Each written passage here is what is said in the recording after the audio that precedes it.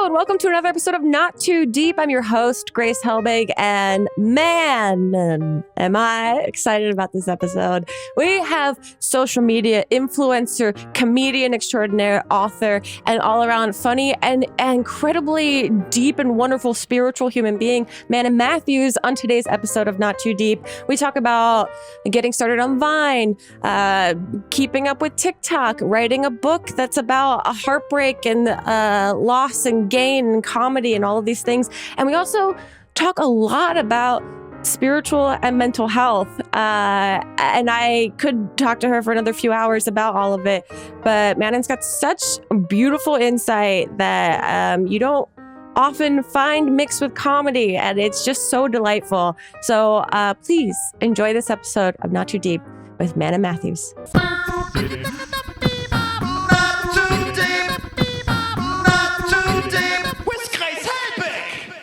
Manon, I'm so excited to talk to you about so many things. Comedian, author, actress.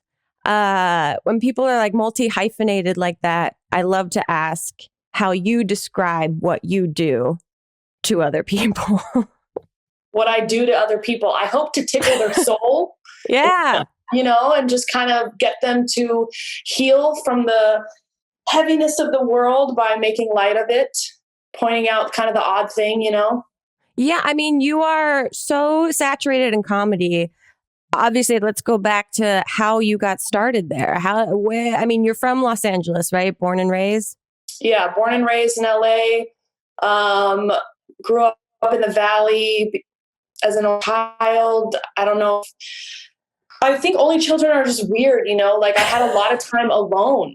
Like I didn't do the regular thing that like kids did growing up. It was just one, it was way too much attention on me. And so I felt a lot of pressure in the world, but also I have very goofy parents. Like my dad's very outwardly goofy and does, you know, impressions kind of thing. And then my mom is really like stoner humor where it's like, I can't explain. So they're like a blend of like all the types of humor, physical comedy, like all the weird, I don't know. So you had a little bit of everything in the household.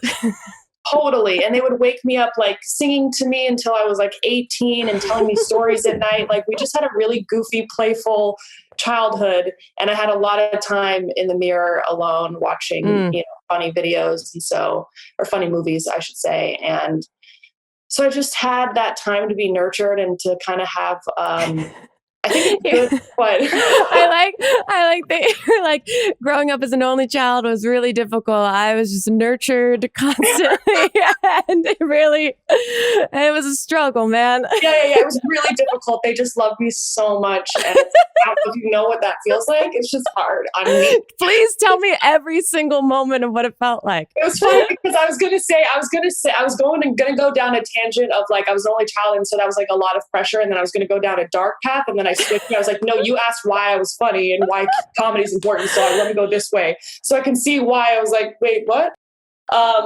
This will become a bit of a therapy session. No, same. Like my family was very funny growing up. So I was just like, oh, this is how we communicate with each other. And this is such a valuable feeling. And so I'm always interested if there was like an inciting incident or something that all of a sudden you were like, laughter is it.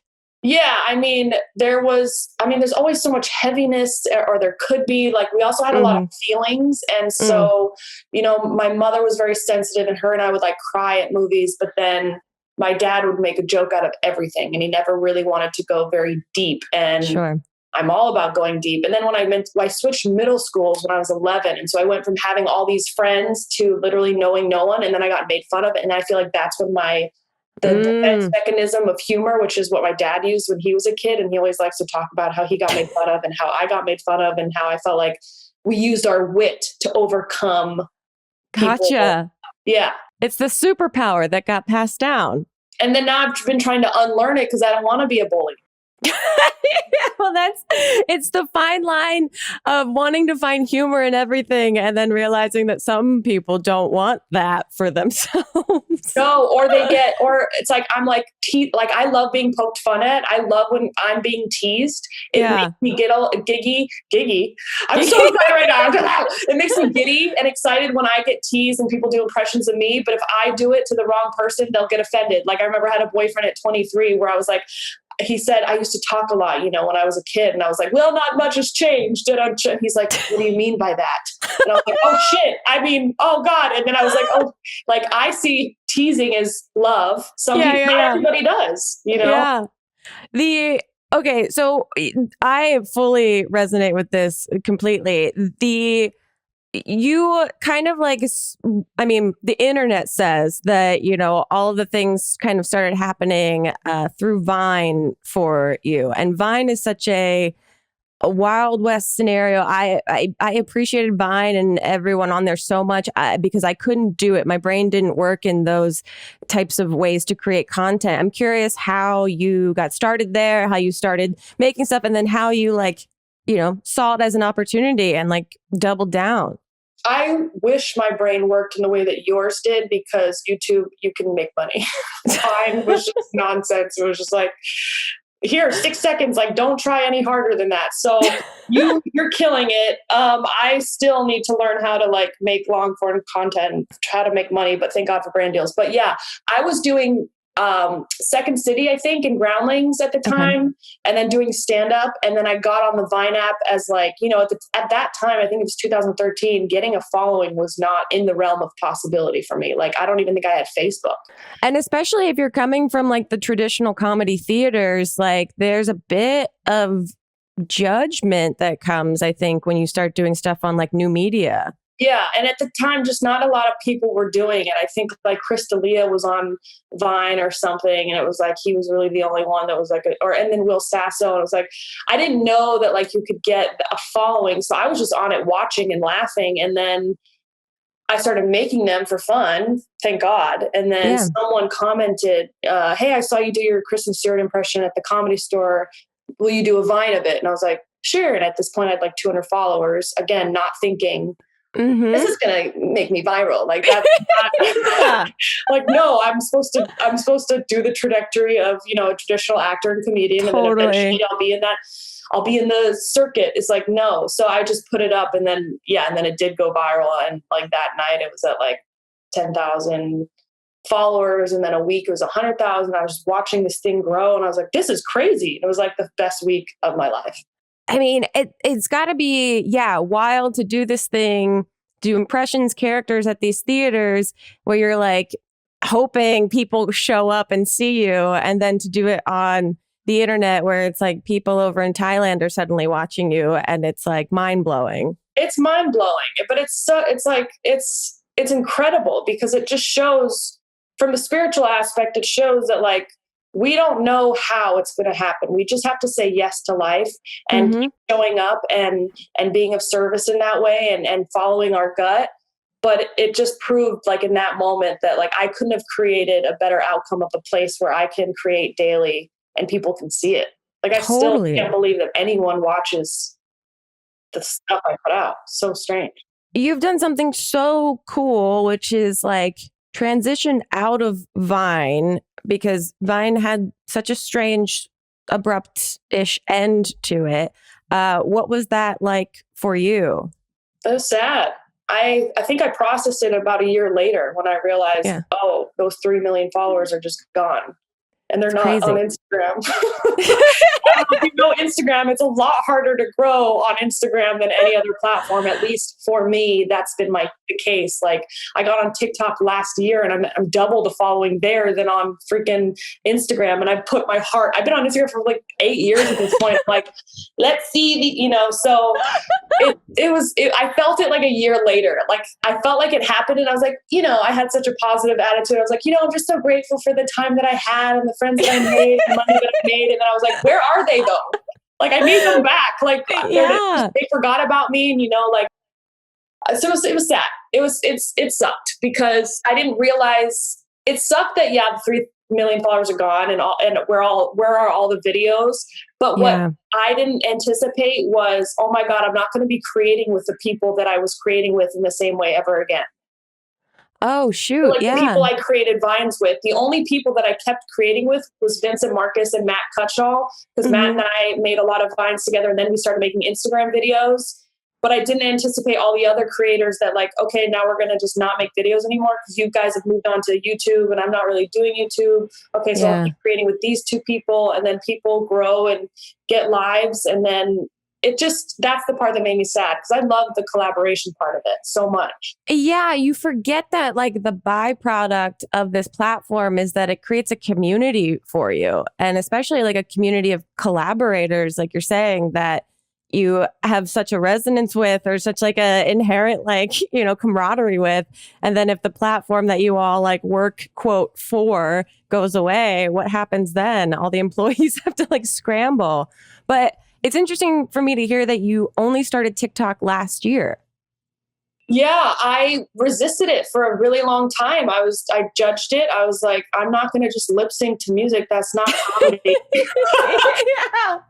I'm still trying to figure it out. And I'm literally like chaotically looking through your TikTok this morning, just being like, she's got this fucking figured out. Oh my God, what is this formula? And I still do not fully get it. But yeah, it was incredibly intimidating. Oh, totally. And everyone's all young and beautiful. And they seem to like know. I feel like the way that they're dancing, I'm like, I danced to Britney Spears and like it was like hit, hit, hit, hit. Yeah. What is all this like? I don't even know the way they're moving. I don't understand it. Actually, and I feel like I'm a good dancer. I get it. You teach me something, I'll learn it. And I feel like they're doing these moves that they're just very bizarre. And so I feel like now I'm old and I'm like, oh, the limited thinking, like this isn't going to work for me. Vine worked for me. I was 23 at the time or something like that, maybe 24 or whatever. I'm not, and then the pandemic happened, and even though I had so much judgment and resistance, once I moved that and just embraced it, I felt like it worked for me. Because I just said, forget it. I'm just going to do what comes up and say yes to it. Again, like that spiritual thought of like, just say yes to life. I didn't think I would get a following. I just thought, it kind of reminded me of Vine. And at first I just started watching TikToks. I was like, oh, this isn't just people lip syncing. This is people, there's like trends, and there's jokes, and there's DIYs, and there's, home interior and notes about how to learn to do taxes and what to invest in. And I was like, this is crazy. And so yeah, I just started posting every day, and it started being really, really fun. Oh, there's so much room for commentary, which I think is one of your strongest suits, is being able to like see the trends and make some sort of commentary on them. I'm curious what your like For You page looks like, because mine at the moment, it's just the most hilarious stoners, and then like moms in the Midwest just day drinking constantly. And I have no idea how this has been cultivated for me. It's so entertaining, but it blows my mind every time. Yeah, it's so funny because it'll just give you more of what you watched, even if what you watched was an accident and you see like two of the same video that are in alignment. You're like, well, no, I didn't mean I liked it. I just happened to see it, and now I'm watching it, and now it's giving me more of that. Mine are, I got into like coin trading, Bitcoin. Oh, okay. It was like one day where I was just like, I looked at like what to invest in. Yeah. And then now that's what I get is like, you're an idiot if you're not investing in Ethereum. And I'm like, why am I watching this? This is, or what's the secret you should know that feels illegal to know, or whatever. Like, like all these like conspiracies are coming up. So they probably think I'm a conspiracy theorist for sure. They think I love, that kid. Actually, you made fun of him, and so did I. The guy that's like, chapstick. Oh, yeah. That kid, they probably think I love these little boys, because I can't get enough of that kid, because everyone and their mom has made fun of him, because not him, but just the way that he talks. It's so much. It's so much. And I just kept wanting to believe that he was doing a bit to get targeted for it. And so it was hard to reconcile that it was like him being authentic, perhaps, which, in his other videos. It's pretty crazy. There's no acting involved at all. I'm also super fascinated. One, you have a book called Funny How It Works Out that came out last year, and you've just been recording the audiobook for it, or you just finished recording the audiobook for it. You have this, like you've said, spiritual side to you that I think some people can't tell if it's sarcastic or not, but it seems sincere to me. It is. Yeah, it is sincere. I should have a character that does like fake motivational because I think that'd be funny. But yeah, there's this, I think some people know now that it's not a joke. Like I have a video that went viral of me like literally looking at the camera and being like, hey, are you okay? Yeah. Checking in on you. And like 20,000 comments of people like, I'm crying. This helped me so much. And I mean that when I'm putting those videos out, I mean that. And I know that there are people like, because they associate me with humor, that they're expecting it to be a joke. And that's been hard. That's been hard because I've kind of introduced the spiritual side and this self-help side about it maybe a little bit over a year ago, where I was like, yeah, but I like comedy, but I almost love this whole other way of looking at life and talking to ourselves kindly so much as well. So how do I combine the two without people going, is this a joke? Yeah. I don't know. It's been hard. It's been an interesting journey to do that. Has that always been part of your life, that spiritual side, or has this kind of been cultivated like recently?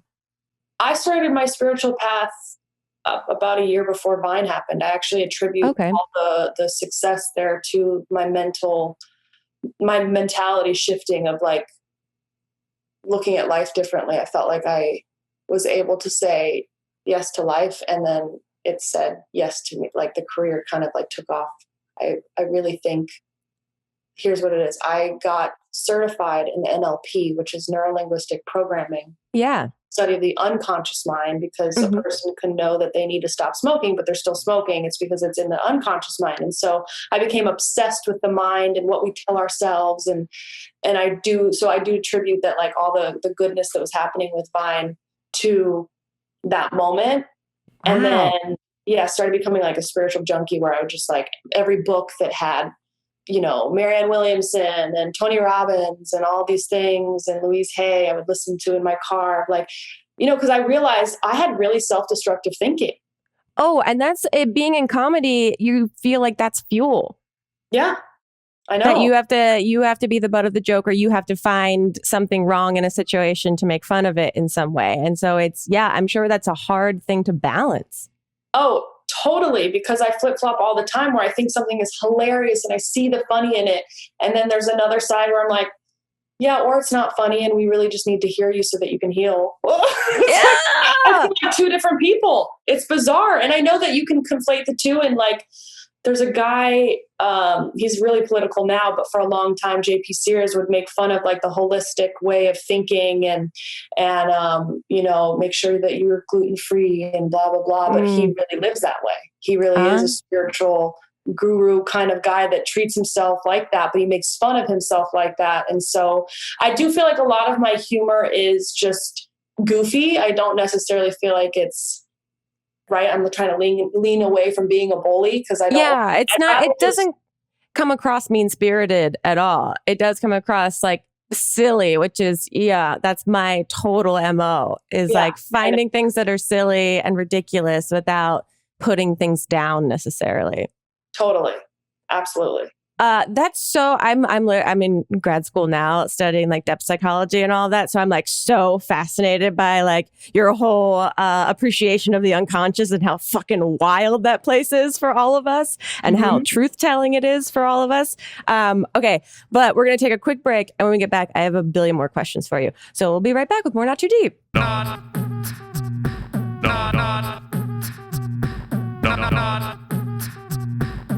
Not too deep with Grace Helbig. Hello, listeners. Grace Helbig here, wanting to say two things. A big thank you for listening to the podcast. If you're a regular listener, if this is your first time listening, welcome and thank you. And second thing, if you are enjoying yourself here in this not too deep world we've built and you'd like to leave us a review, that would be so wonderful. If you can go to the iTunes store, the App Store, and leave us a lovely little review, comment. How are you feeling? Good, bad, otherwise? Maybe just good or otherwise would be appreciated. Other than that, enjoy the podcast. Well, I'm curious too, with your book, Funny How It Works Out, like how much of that, because you're talking about your personal life, and I am curious about anyone that does like comedy online, how and if you find the balance between, you know, talking about your personal life, like revealing personal things versus keeping it funny, keeping it light. Like, are you still trying to figure that out for yourself, or was this book something that helped you do that? So I very much feel it's important to show both sides of the coin, especially on social media, because there is this wave of people just showing that one photograph of them in Italy and their amazing body and the food that somehow they eat donuts, but they're so skinny. And it's just like, it's just bullshit. Like I can't stand that. And I know how the harm it does for me. So I'm assuming it does harm on other people because we're not superhero, you know, like we need to be so kind and delicate because we're not set up to just be so much intake of looking online at 1,800 people's lives. Like that's not what we're wired for. So I find it's just as important to share like my heart and the vulnerability as it is to share the humor, because for a long time I thought humor was key. That's all that matters. That's the only thing that's like the highest tier level of what to share on social media. And then bad stuff started happening in my life, and I thought I need to talk about it and share how it's affecting me and share my vulnerability. And through that, I found even a whole different way of connecting with people that were also going through that, and said, thank you so much for, you know, sharing that. I feel less alone in the world, or I had something like that happen to me as well. And I found I thought, you know what, the whole point of social media for me is to connect with people. Whatever way that happens is not up to me. And I don't want to hide. I want to be as authentic as I can, because then I don't know, I can sleep at night. Yeah, no, I mean, it's so easy to get caught up in this like weird paradox that social media promotes being your authentic self, but it's cultivated completely and seemingly inauthentic moments that people live. And like you, I want to see the right before that picture in Italy was taken and the right after that picture was taken. Like those to me are the real human moments that sandwich the one that's curated for other humans to see. I'm curious, like what you mentioned a few people, but do you have like go-to people or books that you listen to or recommend to other people or that you go back to? Yeah. What did I listen? I like the You Are a Badass. And then there's a You Are a Badass with Money. That was really helpful for me with my finances, to kind of drop all the limiting beliefs around money and to have money. A Return to Love is a great one by Marianne Williamson. The Power of Now, of course. I mean, that book, when I first read it, blew my mind. Yeah. Because it really, I feel like this is the theme. I've actually never said it this much in a podcast or in any interview, but that's what Eckhart Tolle says. Is if you can accept the present moment, just say yes to the present moment, then you're actually, life is just easier when you're not resisting. I can't, like, acceptance, just accepting the way that things are and not thinking that they should be different. A book I'm reading right now is by Byron Katie. It's called Loving What Is. And that book is absolutely brilliant. She has you ask these 4 questions to that limiting belief or that thought, and it just squashes it. Like, even just like, so if I'm like, oh, I can't get 3 million followers again, right? Because that was a thought that I had for a long time. I was like, I'm never going to get that 3 million again. It's just too hard. It's too hard. Is that true? Like, that's a great question. Is that true? Can you know it to be 100% true? Well, no. Who would you be without that thought? You know, like ask, like really like questioning thoughts, because we listen to it as if it's accurate. We listen to our thoughts as if, yep, that's the truth. And it's like, what? No, we don't have to, don't believe everything you think. Yeah. There's the thoughts are things. On top of that, you have Manifestation, this account that I don't know if this is like a advertised thing that you talk about, but I found it so interesting that it's like a separate account that you have on Instagram that is talking about spiritual and self-help-esque stuff, but like in a very authentic way. Yeah, I started that when I moved to New York in 2017. That's when I was like, I have to start talking about spirituality. There's this whole other part of me that I'm not sharing. And that's when I was like, I think it's important to keep it separate. And then I had a life coach be like, what if you didn't keep it separate?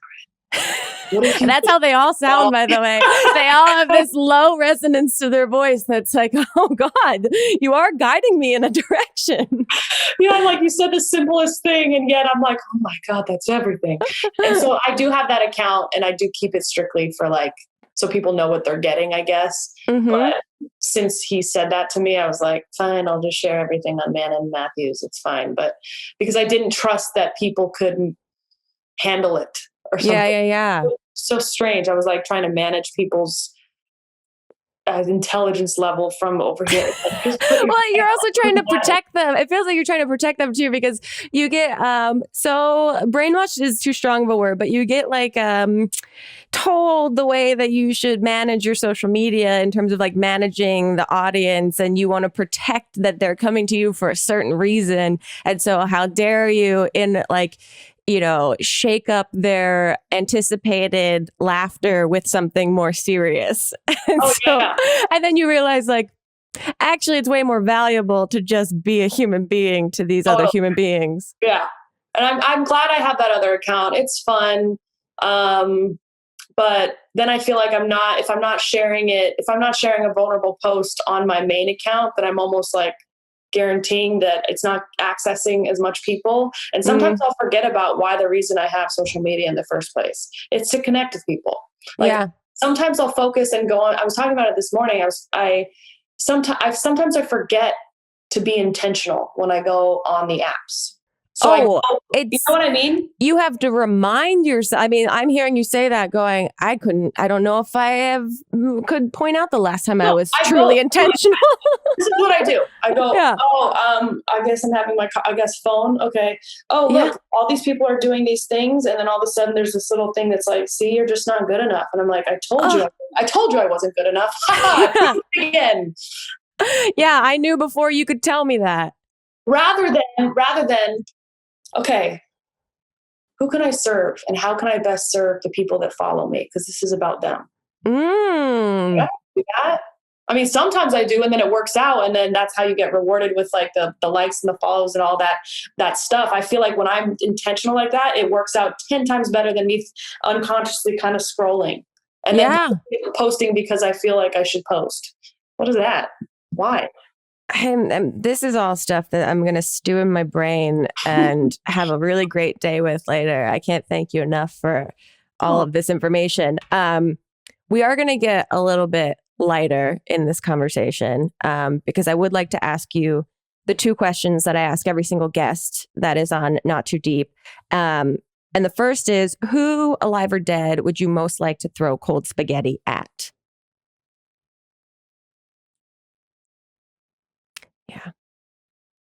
Yeah.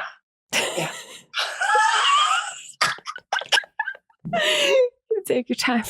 I mean, Hitler? I don't know how many people have said that. A few people have said that. The other thing with it, though, I will give you this option in terms of talking through like intention and all of that you can choose. He might not react. He might just go. Yeah, and you can also choose this as like a celebratory, positive thing if you want it too. It's truly up to, how you decide it. Yeah. Man. You can also let this marinate. We can come back to it if you need to think about it later. Okay, I'll ask you this question then. The other question I ask every single guest is to tell us your worst pants shitting story or like a bathroom emergency situation, but you can only use 3 words or small phrases to describe the event. So mine, for example, is college, jogging, front lawn. Yeah.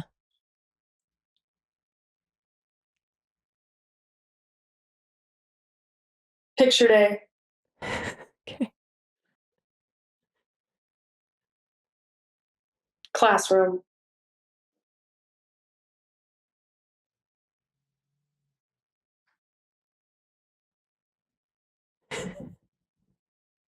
White tights.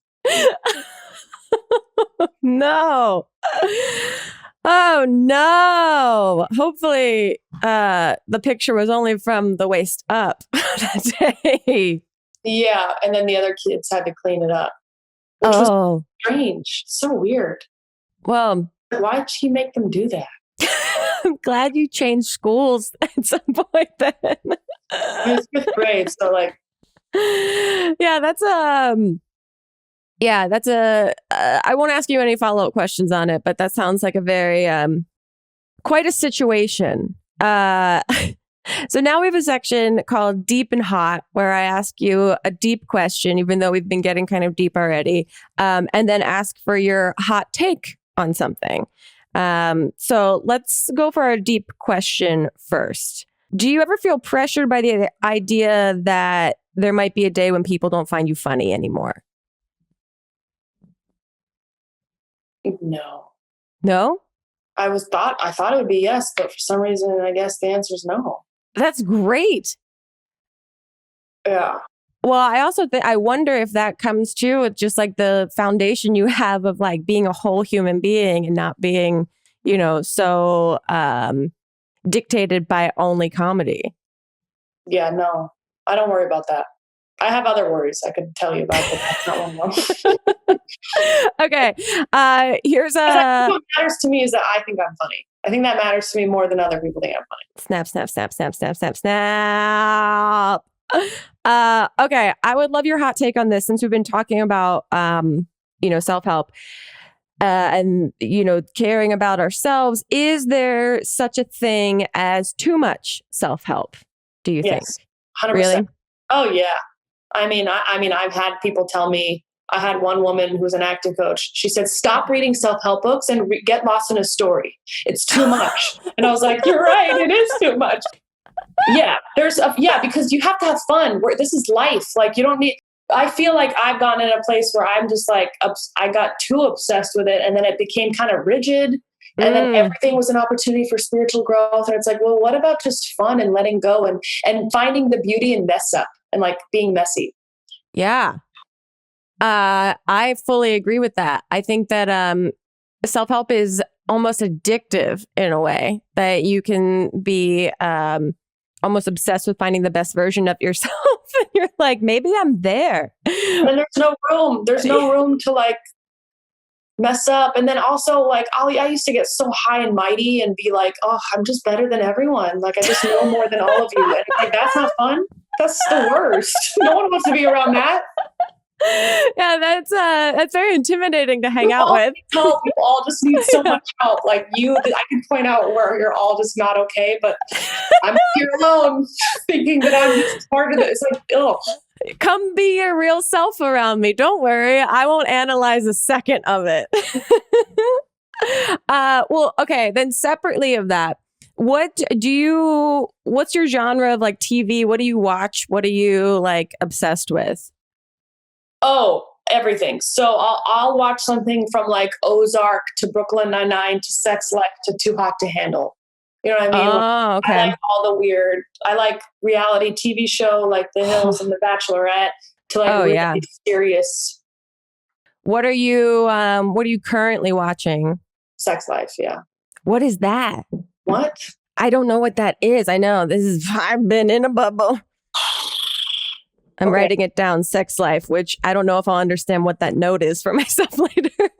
Get a better sex life. Yeah. It's a Netflix series. It's about a woman who's married with kids and her husband's really hot and just a great man, but she keeps fantasizing about that guy that she dated. And they were like crazy about each other sexually in every which way 8 years ago. And she writes about it and her husband finds it. And it's really intense. It's like, some people have been saying it's like female porn. Yeah, yeah. It's very sexual. Okay. I think I like it. Okay. Melissa just messaged it's based on a true story. Well, shit. All right. I've been watching too much reality TV, so may as well watch a scripted show based on a real story.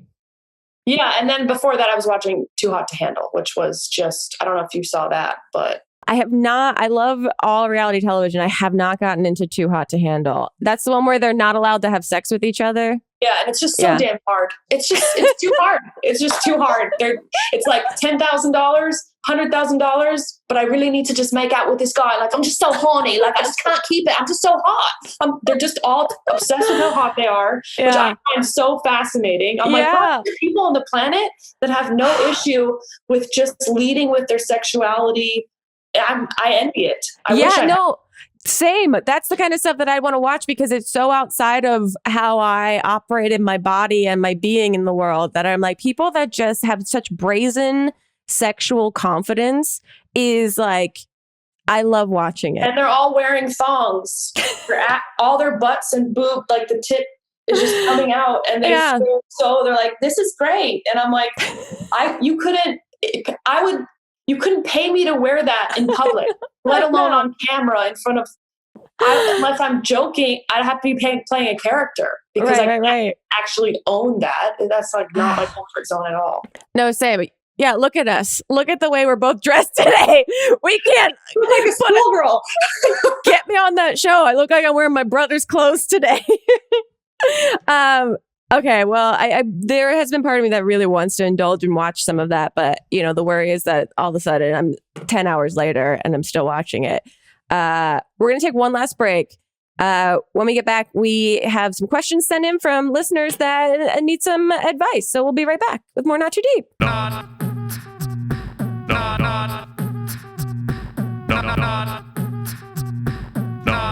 too deep with Grace Helbig. Okay, Manon, I have a question here that needs some advice that I think you might have a really great take on. So a listener and viewer has written in saying, I would like to know how to handle or master the subtle art of demanding the respect I deserve as a woman while also being chill in a social setting with guys that are friends or friends of friends, and we might not be that close. Is it even possible to achieve that at the same time? Yeah, 100%. Yeah.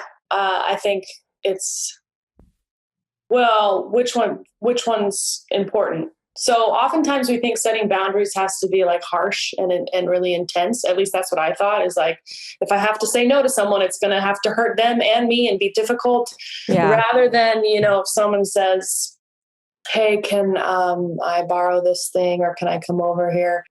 There's a way to be like, no. Just like, no. Yeah. I hear you, and no, that doesn't work for me anyway. I know you're going to figure out what's best for you. I trust that you have such amazing judgment. Like, there's a way to be so graceful in setting boundaries, I think, that can come across as like chill, rather than this kind of harsh of like, no, I'm standing up for myself. It's like, well, are you like that? You feel, but it can come out like that maybe the first few times you do it because your body doesn't know and your nervous system has no reference to hold firm boundaries. But as far as like being chill with guys in a group, I don't know, that I grew up around my dad's friends, so that comes naturally to me. I'm more comfortable in a group of dudes than I am in a group of women. In fact, because I got made fun of by group of women and I've had to unwire that they are safe to be around. Same. I grew up with all brothers. So like being around boys is so much, I guess, more natural-ish for me. And so, but I can understand that like it's overwhelming, that energy, and you can feel like you're being disrespected or not taken seriously. I mean, that's what I would be curious about the person asking is like, what group of guys is this? Is this a group of guys that you've been around before? Are any of them that you like romantically, or is it, and how are they treating you?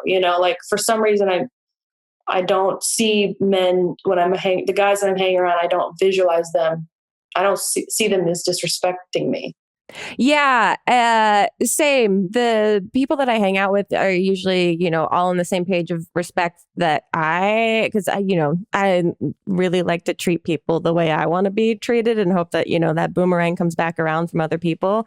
I think too, if I am ever in like a situation that might be a little like socially overwhelming and I feel like I'm being myself, but it's not being, received in a certain way, I look for like an anchor person, like a person that I really know like gets me and that I can feel my most like comfortable around and realize like, I don't know, sometimes some people in situations, you're never going to win them over in a capacity that you might want. So it might be a waste of time to try. And then focusing your energy on the people that you can kind of, understand, emotionally get you or make you feel comfortable and focusing there. It's easier said now than done in the situation itself when it's happening. Yeah. And if all else fails, you can always go into a situation asking, how can I help? And then just be the listener. People love people that listen. Yeah. Also, I find too that when you start asking other people questions about themselves, suddenly it's a totally different social dynamic that people love talking about themselves. And also, people like feeling like they're seen by other people. So sometimes if you're feeling like you're not seen, try to see someone else and see what happens. Perfect. Manon, we're getting towards the end of the podcast, but I want to know what else are you working on? What's going on? What's happening? You have the audiobook version of your book that's come out. What else is going on? Yeah, that's important. And just to clarify, I talk a lot about addiction in the book. I talk about social fame, my upbringing. I talk about how I got married. And then I talk about how that came to crash and burn and, and how I got through it, basically. Oftentimes we generalize, if something bad happens, let's say you get screwed over by a dude, then all of a sudden people will generalize and go, all dudes are bad, rather than looking at that one experience and going, how can I grow from this? And also, where am I taking it personally? As if this person's, hurt people. It's not something that necessarily it's not because I'm not good enough that he behaved that way. So I feel like it's really important to just share your truth and your vulnerability with the world, because you just never know the people that have gone through that. And so I talk a lot about it and this kind of subject on my podcast. I have a podcast called Serious But Funny. Yeah. We're gearing up for a second season. What else am I working on? I'm still creating content, writing, directing shorts and commercials. Sweet. Just hanging out, just one day at a time. Just trying to get to that higher power. What does the universe want? And I'll show up. I feel like is there anything in your zeitgeist of like doing like workshops or anything like that? Like, I feel like this is totally in alignment with, the book and just like the sensibility that you have about coming from a place of humor and also sincerity at the same time. That's the amount of times I've sat and curated a week-long workshop where I take people through, yes, humor, but I do breath work and NLP and people getting in groups and how to learn to hold space. Cause like that, I totally want to do that, where I wanted to do it in person, but then the thing happened. I was like, well, maybe there's a way to do it online but I just feel like I'm so interactive that I feel like I want to wait, but I definitely see that as doing, speaking and continuing to cause healing and create events that people can. It just feels like there is a necessity for it, especially coming from someone that is extremely wise and also is able to laugh at certain things and like be able to utilize that perspective in a healing and helpful way rather than like a belittling or, whatever bullying sense that people see comedy in sometimes. Well, I'm excited for anything and everything that you're getting into. Before you go, we like to give our guests a little personalized horoscope that we have created for them that Melissa, I think, is going to put in the chat for you. And if you're able to read that aloud, that would be wonderful. Dear Libra, scales of the stars, the full moon in Aquarius will encourage you to get up and have some fun trying something new and off the beaten path. Don't be afraid to gamble, but like attitude-wise. Don't put down your savings on a roulette table, but maybe try crypto. Whoa. I mean, your For You page has all the information there. Oh my God. Manon, this has been so fun. Where can people find you all across the internet if they don't already know? Yeah, usually it's just at Manon Mathews, MANON MATHEWS on TikTok, Facebook, Instagram, Twitter, the book, the audiobook, Serious But Funny. And that's all, folks. I love it. Guys, go check out everything she's up to. And apologies in advance if you happen to get healed by doing so. Thank you again, Manon. This was really wonderful. And we'll see you guys next time on another episode of Not Too Deep. Goodbye. Too deep, too deep, too deep, not too deep with Grace Helbig. Not Too Deep is a production of Grace Helbig Incorporated, producer Melissa D. Montz, edited by Shireen Lani Yunus, post-production sound by Chris Henry, and an extra special thanks to Flula for the theme music.